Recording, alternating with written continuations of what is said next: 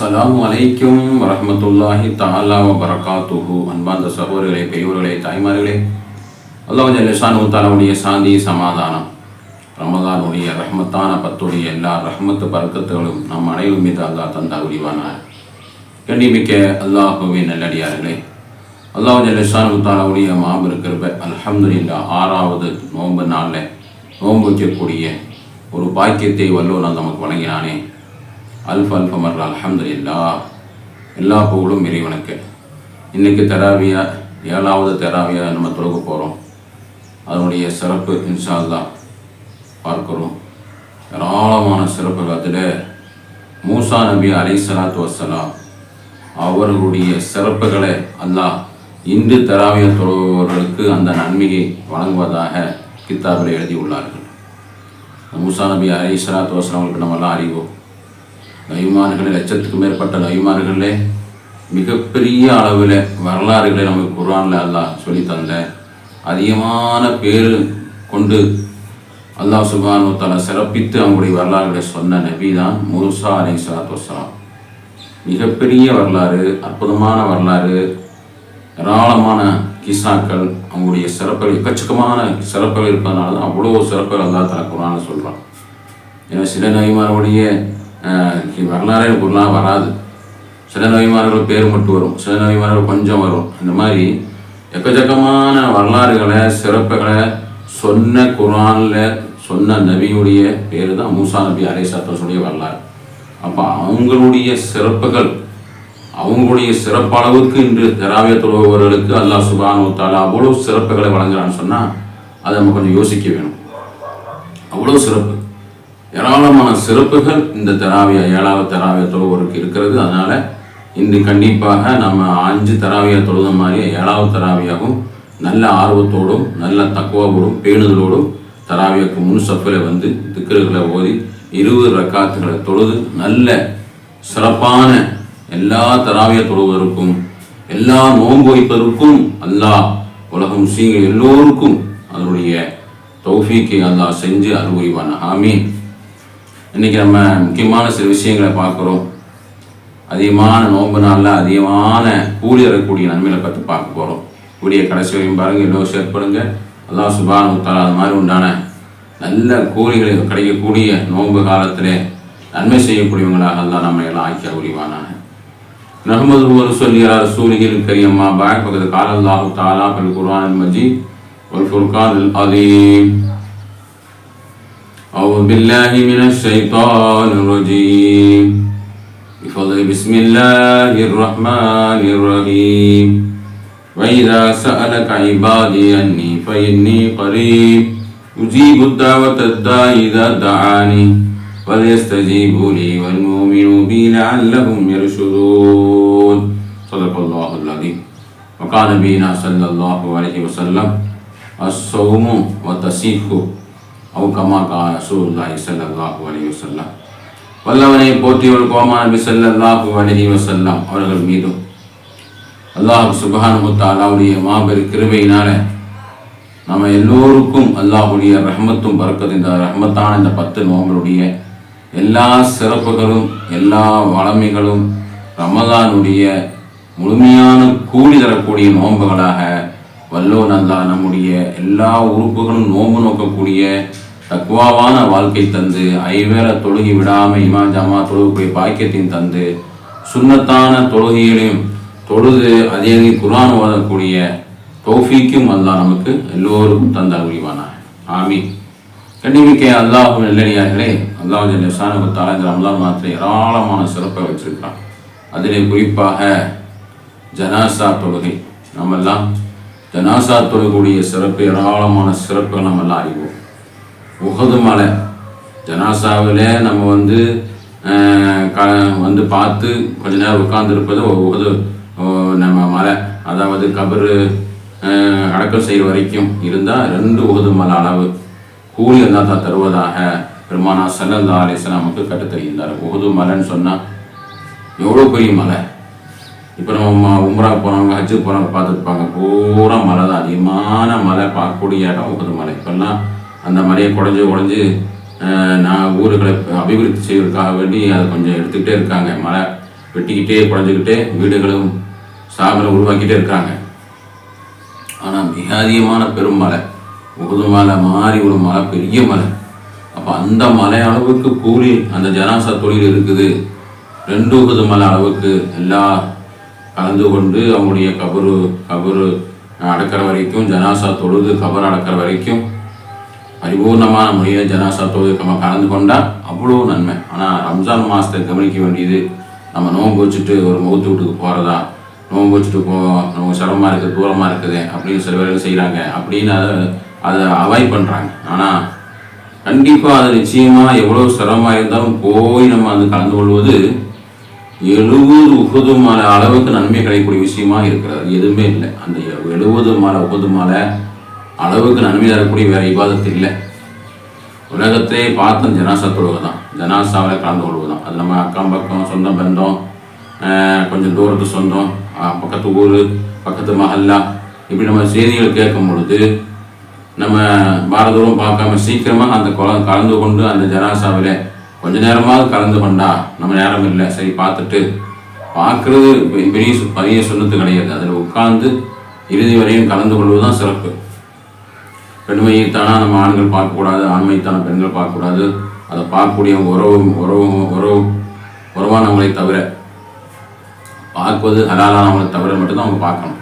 அப்போ அதை அந்த அந்த வீட்டுக்கு போய் உட்கார்ந்து அதை கண்ணியப்படுத்துவது, அதை நம்ம மரியாதையான முறையில் அந்த மகத்து போய் கலந்து கொள்வது அவ்வளோ சிறப்பு. 70 உகுது மலை, 70 உகுது மலை நன்மை கிடைக்கக்கூடிய விஷயம் எதுன்னு சொன்னால் ஜனாசால கலந்து கொள்வது. அதை முக்கியமாக நம்ம யாரும் தவிர்த்திருக்க கூடாது. ஆனால் அந்த அளவுக்கு நன்மை எதுவுமே இல்லை. அதனால் நம்ம கண்டிப்பாக மௌத்து நேரங்களில், ரம்ஜான் மாதத்தில் மௌத்துடைய நேரங்களில் அது மௌத்தாவது மிகப்பெரிய சிறப்பு.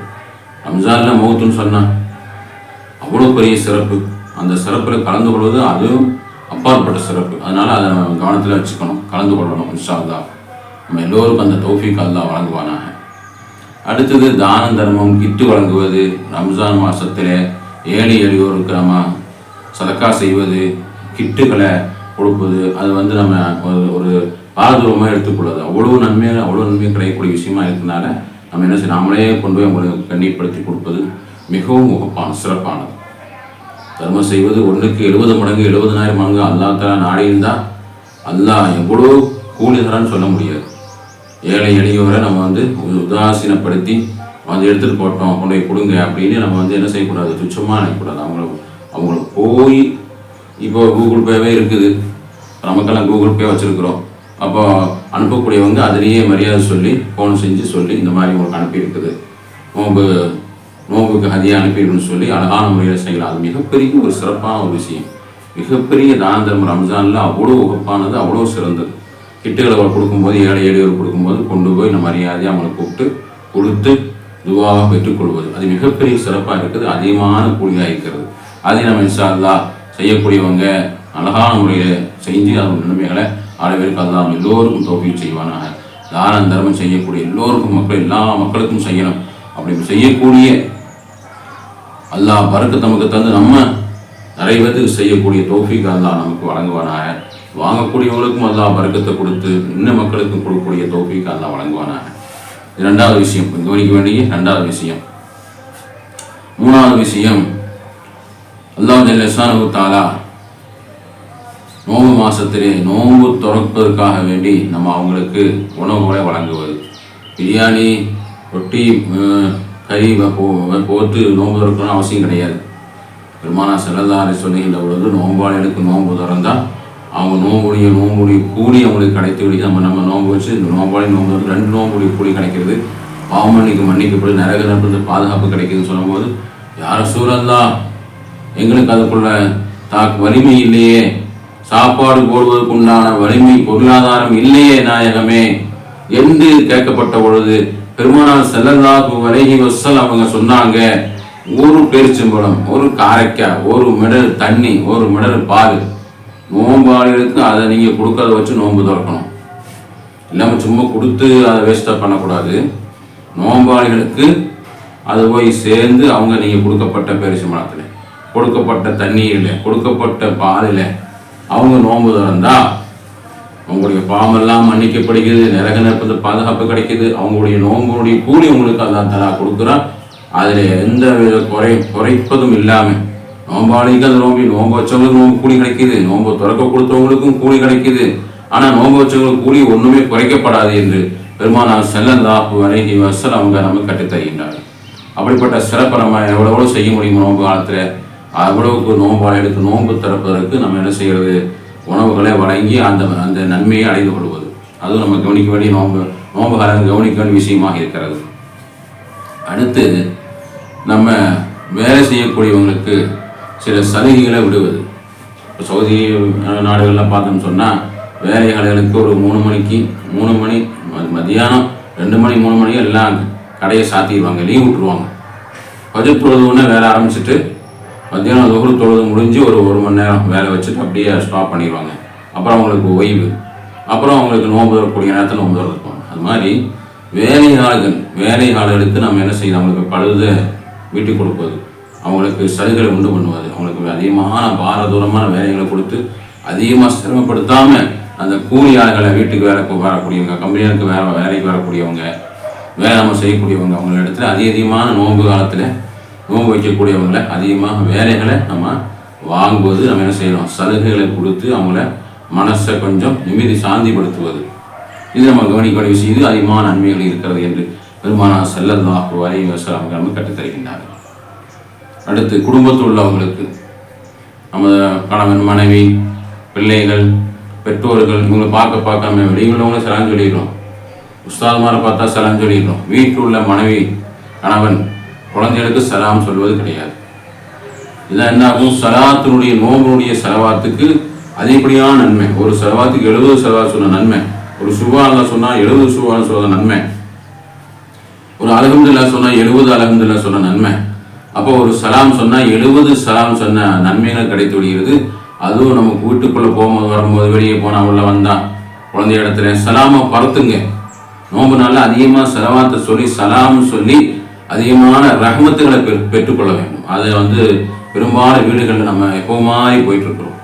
நோம்பு மாதமாக இருந்தால் அந்த செலவாத்தை அதிகப்படுத்துவது, அதுவும் குடும்பத்தில் உள்ளவங்க கண்டிப்பாக செலவாத்தை அதிகமாக சொல்லி அவங்களுடைய துவாவும் அவங்களுக்கு எல்லா தேவைகளையும் அல்லாஹ் சுப்ஹானஹு வ தஆலா குடும்பத்தில் உள்ளவங்க நிம்மதியாக வாழக்கூடியதற்கு இது மிகப்பெரிய ஒரு மருந்தாக இருக்கிறது, ஒரு துவாவாக இருக்கிறது. எனவே குடும்பத்தில் உள்ளவங்க பார்க்கும்போது அனைவருக்கும் சலாத்தை அதிகப்படுத்துங்க.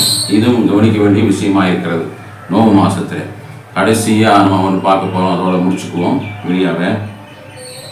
சண்டை சச்சரவு பாதுகாப்புறது. குடும்பத்தில் மஹல்லாக்களில் அக்கம் பக்கம் ஃப்ரெண்ட்ஸுங்க மூலிமா நோன்பு வச்சுட்டு அதிகமாக கெட்ட வார்த்தை சொல்வது, சண்டை போடுவது, கோபப்படுவது, ஹராம் வேலை செய்வது, இதெல்லாம் நம்ம தவிர்த்து கொண்டால் நோம்புடைய முழுமையான கூலி நமக்கு அடைய முடியும். இல்லைன்னு சொன்னால் நம்ம எல்லாம் நோன்பு வச்சுட்டு எல்லாம் செஞ்சுட்டு தாங்கமாக செஞ்சு எல்லா நற்காரியம் செஞ்சு கடைசியில் சண்டை போட்டுட்டு இருந்தால் எழுத்துக்கிறது டாவை அறிவிக்க வந்த நாயகம் ஸல்லல்லாஹு அலைஹி வஸல்லம் அந்த தீனியை மறந்து போவது காரணமே சொல்லும் போது 2 பேரும் சண்டை போட்டு கொண்டார்கள். லேத்துக்கது ராவுடைய ரஹ்மத் இறங்கப்பட்டது, அல்லாஹ் மறக்கடிக்கி விட்டான். அது மாதிரி நம்முடைய நோம்புடைய எல்லா சிறப்புகளும் போய்விடும், எல்லா ரஹ்மத்து பரக்கத்துகளும் அப்படியே போய்விடும். அல்லாஹ் மறக்கடித்து விட்டுருவான், மலக்குமார்கள் வராமல் போய்விடுவாங்க, நிம்மதியெல்லாம் நோம்புடைய முழுமையான கூலி கிடைக்காமல் போய்விடும். கவனிக்க வேண்டிய முக்கியமான விஷயம், இறுதி விஷயம் அந்த வீடியோ பார்க்குவது, சண்டை சச்சரவு விட்டும் பாதுகாப்பு தேடுவது. அது கோபத்தில் பேசுவது, திட்டுவது, கெட்ட வார்த்தை பேசுவது, சண்டை போடுவது, முகம் சுழிப்பது அனைத்தையும் தவிர்த்து கொள்ளுங்க. நோன்பு காலம் மிக முக்கியமாக கவனிக்க வேண்டிய சண்டை சச்சரவு விட்டும் பாதுகாப்பு தேடுவது. கடைசியாக நம்ம சொல்லி முடித்து விடுவோம். அல்லாஹ் சுப்ஹானஹு வ தஆலா எதை சொன்னோமோ எதை கேட்டோமோ எனக்கும் உங்களுக்கும் அதன் பிரகாரம் நல்ல முறையிலே நோம்புடைய முழுமையான கூலி வரக்கூடிய மாதத்திலே எல்லா நன்மைகளையும் செய்து சிறப்பான ஒரு நோம்பு மாதத்தை நல்ல முறையில் அடையக்கூடிய தௌஃபீக்கை அல்லாஹ் உலக முஸ்லிம்கள் எல்லோருக்கும் தந்து அருள்வானாக. ஆமீன் ஆமீன் யா ரப்பல் ஆலமீன். வ ஆகிரு தஅவானா அல்ஹம்துலில்லாஹி ரப்பில் ஆலமீன். அஸ்ஸலாமு அலைக்கும் வ ரஹ்மத்துல்லாஹி தஆலா வ பரகாத்துஹு.